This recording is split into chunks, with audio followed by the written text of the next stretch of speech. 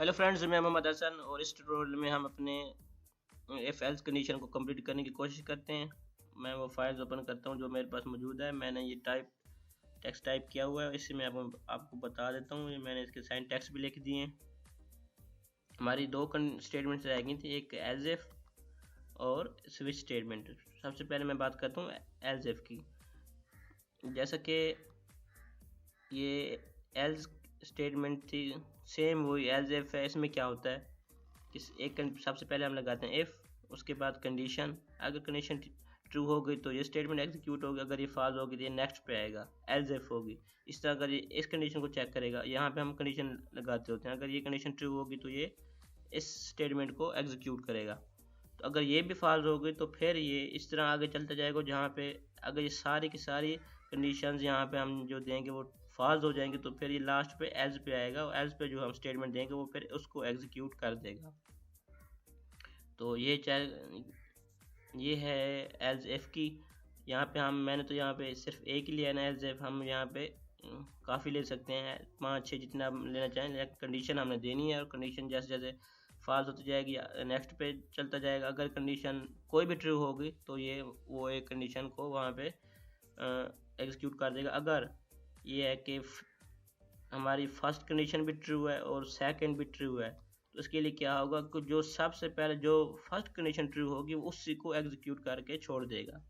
ये उनको प्रेफरेंस देगा कि जो पहले जो कंडीशन ट्रू होगी उसको ही एग्जीक्यूट करेगा। जो आगे चाहे सारे के सारे ही ट्रू हों, वो से कोई गर्ज नहीं, जो पहले कंडीशन ट्रू होगी वो उसको एग्जीक्यूट करेगा। तो मैं आता हूँ अब अपनी फाइल पे, वहाँ पे मैं अब आपको प्रैक्टिकल करके दिखाता हूँ इसका।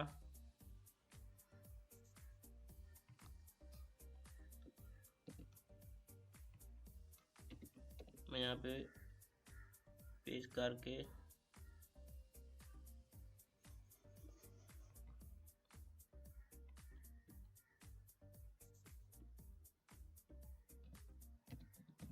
else if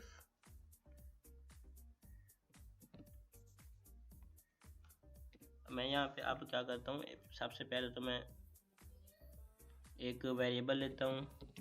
variable a equal to मैं ले लेता हूँ 6, और इसी तरह अब मैं यहाँ पे कंडीशन लेता हूँ इफ़ की। If condition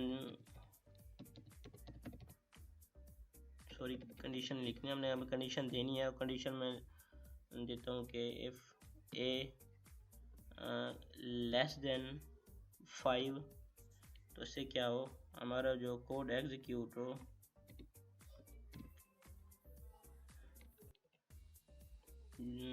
document dot right में ले रहा हूँ मैं इनको। डॉक्यूमेंट डॉट राइट में लेता हूँ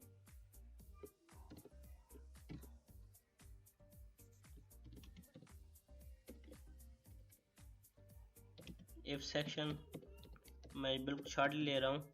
और इसी तरह अब मैं क्या करता हूँ,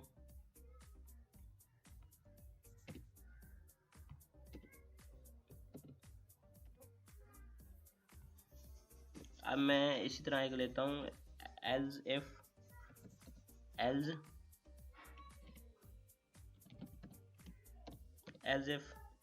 और इसी तरह मैं एक यहाँ पे कंडीशन लेता हूँ a ग्रेटर देन 4। तो इससे अब क्या होगा,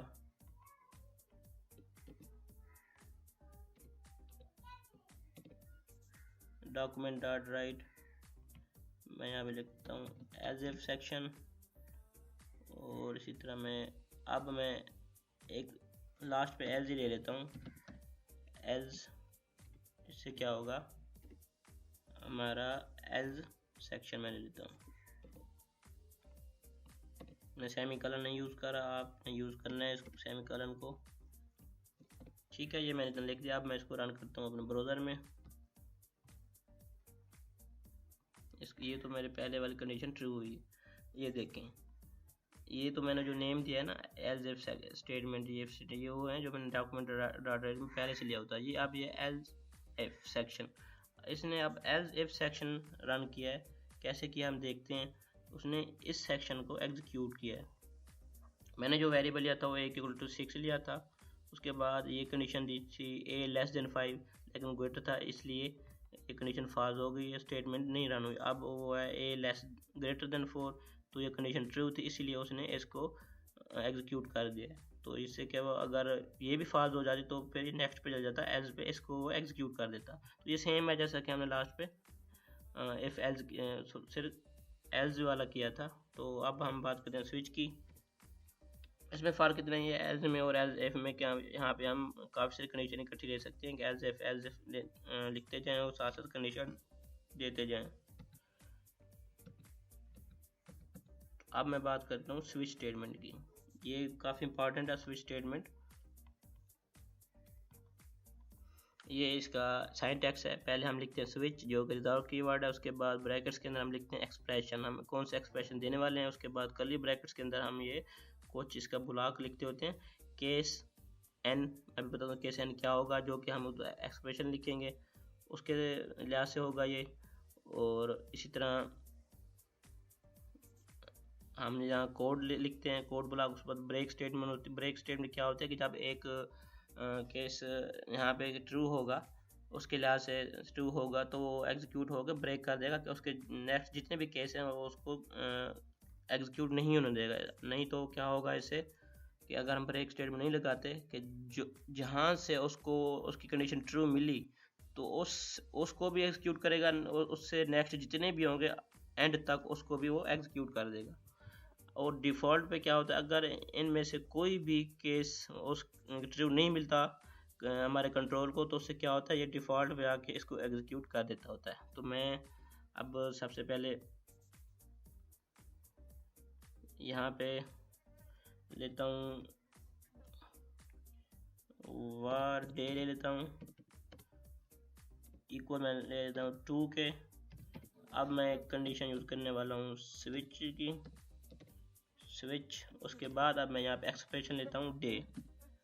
ये मेरा एक्सप्रेशन है क्योंकि मैंने ऊपर डे 2 लिया हुआ है। तो अब मैं क्या करता हूँ, कर्ली ब्रैकेट्स के अंदर यहाँ पे कुछ केस डिफाइन करता हूँ। सबसे पहले मैं ले लेता हूँ केस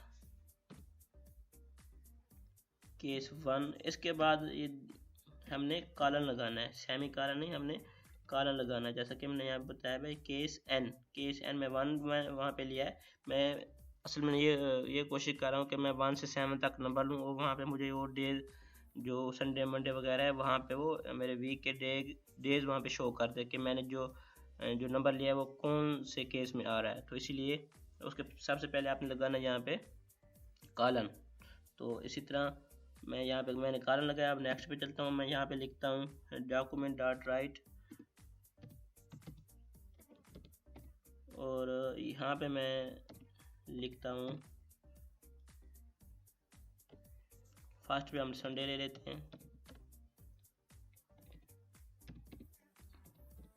अब मैं ब्रेक स्टेटमेंट यूज़ करने वाला हूँ। इससे क्या होगा कि सिर्फ इसी को एग्जीक्यूट करके छोड़ देगा। इस तरह मैं इसको कॉपी करता हूँ, उसको 6 बार कॉपी करके मैं इसको 6 टाइम पेस्ट कर देता हूँ, 3 4 5 6। अब मैं लेता हूँ ये केस 2 3 4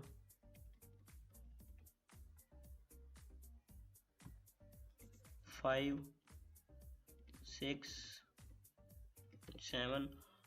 अब यहाँ पे मैं लिखता हूँ संडे के बाद मंडे।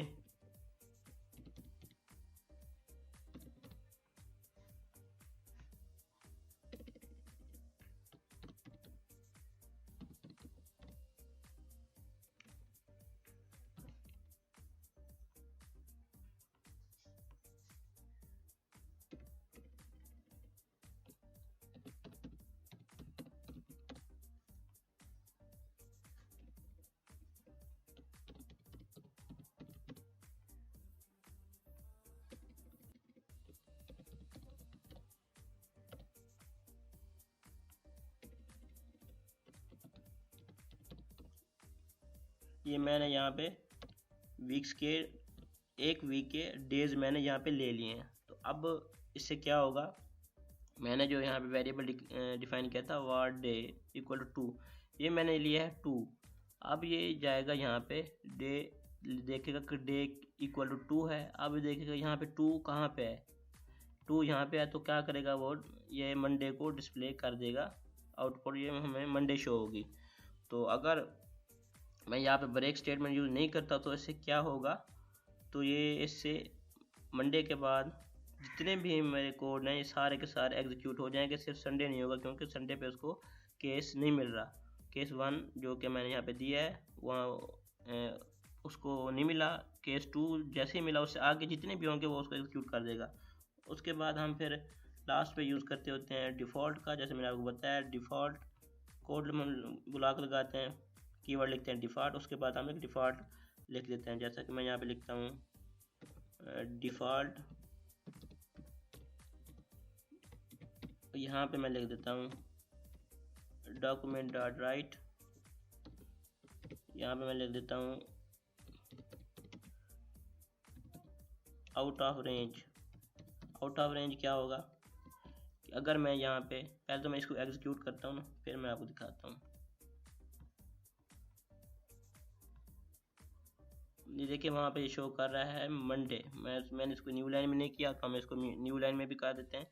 ये वहाँ पे शो कर रहा है मंडे, क्योंकि मैंने जो मंडे को रखा है 2 पे रखा है, और जो मैंने वैल्यू दी थी वो मैंने 2 रखी थी। अगर मैं इसको यहाँ पे कर दूँ 8, तो देखें फिर कौन सा कोड एग्जीक्यूट होगा, फिर ये हमें आउट ऑफ रेंज हमें यहाँ पे शो करेगा। ये देखें आउट ऑफ रेंज, क्योंकि मैंने जो केस दिए थे 1 से 7 तक, तो जो मैं अब वेरिएबल ले रहा हूँ विद इन 1 से 7 तक नहीं ले रहा, तो उससे क्या होगा, वो आउट ऑफ रेंज हमें शो करेगा कि मैं जो भी वेरिएबल लूँगा वो आउट ऑफ रेंज हो जाएगी। इसके लिए इन सारों का हमें न्यू लाइन में करना है, तो पहले तो मैं इसको न्यू लाइन में कर देता हूँ।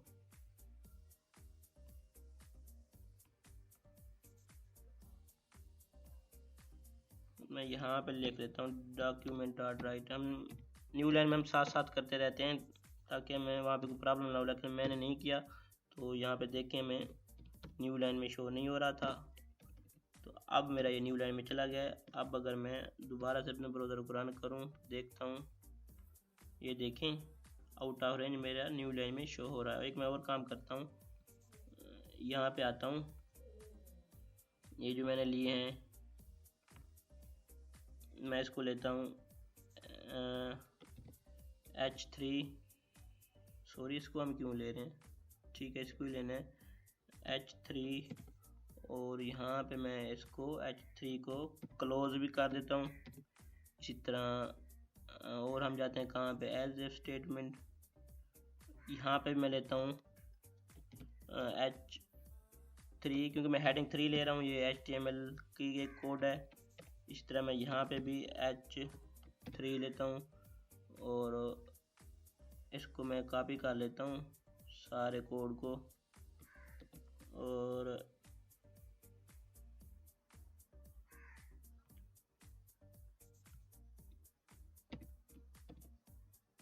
यहाँ पे मैं लिखता हूँ स्विच स्टेटमेंट,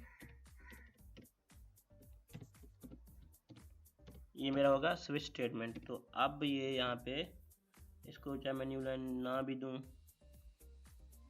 न्यू लाइन देते हैं इसको। तो अब अगर मैं ब्राउज़र को रन करूँ तो देखें ये मेरे हेडिंग में शो होंगे, जो कि ये देखें if statement, as if statement, और ये जो हमारा एग्जीक्यूट हुआ था सेक्शन ये वो है, और इस तरह ये मेरा स्विच स्टेटमेंट शो कर रहा है, जो कि उसकी आउटपुट आउट ऑफ रेंज दे रहा है, जो मैंने यहाँ पे डिफ़ाइन की थी। यहाँ पे वेरिएबल 8 लिया था जो कि 1 से 7 के दरमियान में नहीं है, इसीलिए आउट ऑफ रेंज शो हो गया। तो ये तो था हमारा कंडीशनल स्टेटमेंट के बारे में, जो कि जावास्क्रिप्ट में आता है। इसी तरह इसको हम PHP में भी करेंगे, लेकिन ये PHP में भी बिल्कुल यही मेथड होगा, और वहाँ पे हम देखेंगे किस तरह इसको यूज़ करते हैं। और जब हम थोड़ा आएंगे इवेंट हैंडलर में, वहाँ पे हम इनको बटन क्लिक के ऑप्शन में इसको हम यूज़ करेंगे।